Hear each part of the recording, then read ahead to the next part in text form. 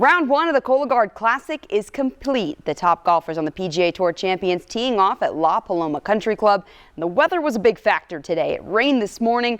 Windy and cold conditions lingered. Not ideal for this desert course, but the golfers made the most of it, especially Greg Chalmers. He sits atop the leaderboard after shooting a 7 under 64. That's actually his career best round on the PGA Tour Champions. He birdied 8 holes, 4 of his final 6. That includes that beautiful putt on 15, and that birdie extra meaningful as $1,500 were donated to bring a colorectal cancer survivor to next year's event. Chalmers says he was proud of how he played and didn't even mind the weather. I think we got a little blessed today with the weather. We even though it was cold and a little windy, it was certainly could have been a lot worse. So that gave me a little bit of a buoyed sort of G up. So I was pretty happy about that.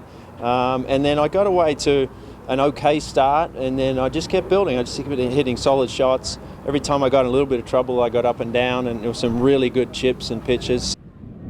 Chalmers has a 2-stroke lead over Rod Pampling, Stephen Ames, and Ernie Els, who are tied for second. A few other notables. U of A golf alum Ted Purdy sits in a 5-way tie for 10th at 3 under.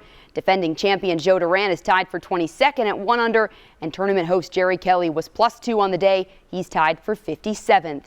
Here's a look at the leaderboard after the first round. You can see the top 4 there, but it's a crowded leaderboard behind them. 5-way tie for 5th place at 4 under. That includes Stuart Sink, who led for the first 2 rounds of last year's tournament before struggling in the final round. The second round of the Cologuard Classic tees off tomorrow morning starting at 10:10. The leaders will tee off around 12:17.